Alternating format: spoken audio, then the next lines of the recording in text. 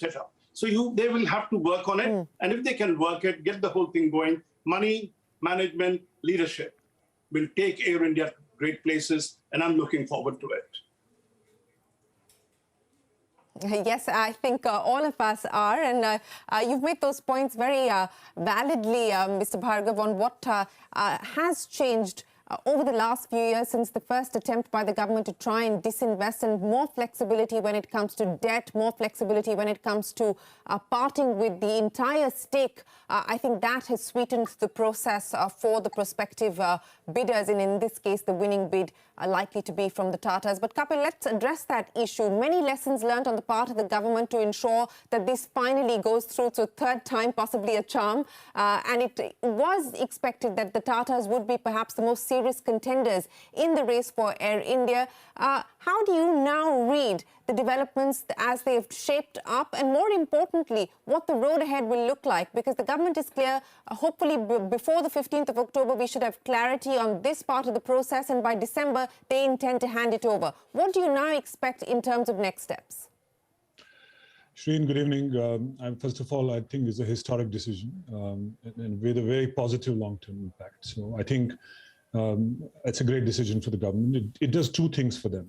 One, they're not going to invest $1 billion every year, which they have been doing for possibly last 10 years, and they may have to do it for a decade. So they save almost $1 billion plus, which is my assessment of first positive. Second is that whilst they will still hand over an airline to a stronger player, so that the indirect benefits to the economy, indirect benefits to aviation, to tourism and trade is enhanced significantly. And the government at this point of time needs to look at indirect benefits out of Air India, which I think they're handing over to a strong partner, and that will work. So my view is that it's a historic decision. I'd like to congratulate the government, because congratulate on two counts. That one, they showed and maintained that strategic determination and clarity to exit Air India. They showed the determination on the last mile, because last miles are critical. It always just undoes the deal.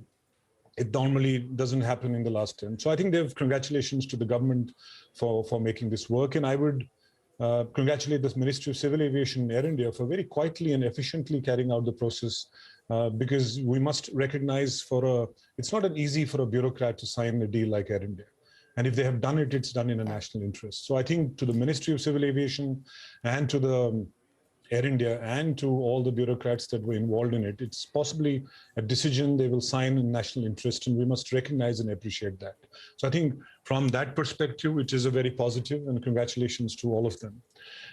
As for road ahead is concerned, first is it's going to be a long haul for Air India. It's not going to be that things will turn around easily. But Tatas bring two major inputs to it.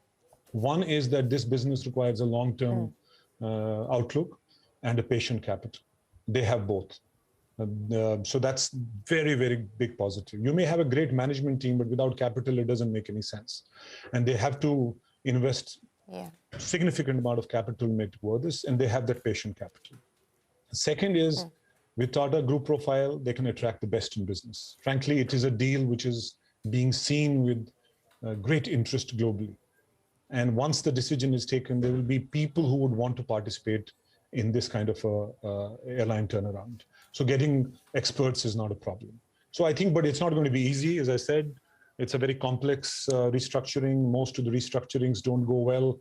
But with patient capital and world-class expertise they could hire and keep a long-term outlook, be patient, I think over the next 3 to 5 years, you may see a fundamentally different business.